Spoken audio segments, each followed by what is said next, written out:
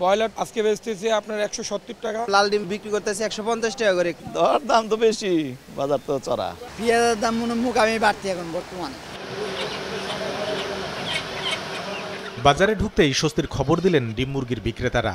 জানালেন ডিমের ডজনে 10 আর সোনালী ব্রয়লারের দাম কমেছে কেজিতে 20 থেকে 30 টাকা।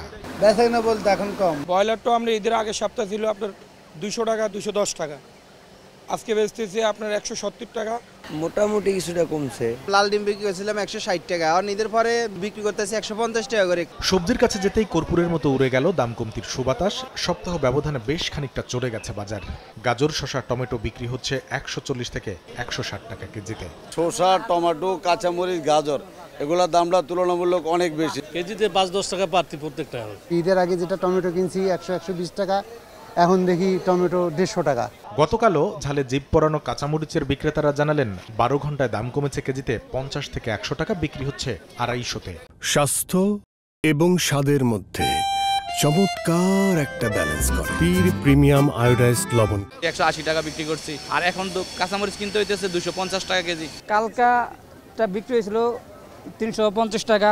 মরিচের ঝাল কমলেও পেঁয়াজের বিক্রেতারা জানালেন ঝাঁজ বাড়ছে এই পণ্যের। এরই মধ্যে দেশিকে ছাড়িয়ে গেছে বিদেশি। সপ্তাহ ব্যবধানে কেজি ঠেকেছে 90 টাকায়।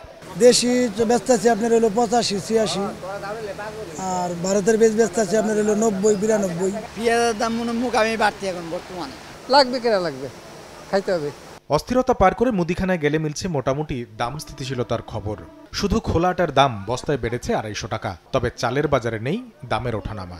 দর দাম তো বেশি, বাজার তো চড়া। খোলাটা এতদিন 40 টাকা বিক্রি করতে পারতাম, এখন হচ্ছে 45 টাকা বিক্রি করা লাগে। টুকটাক মানুষ আসা যাওয়া করতেছে, এরকম টুকটাক বেচাকেনা হইতেছে।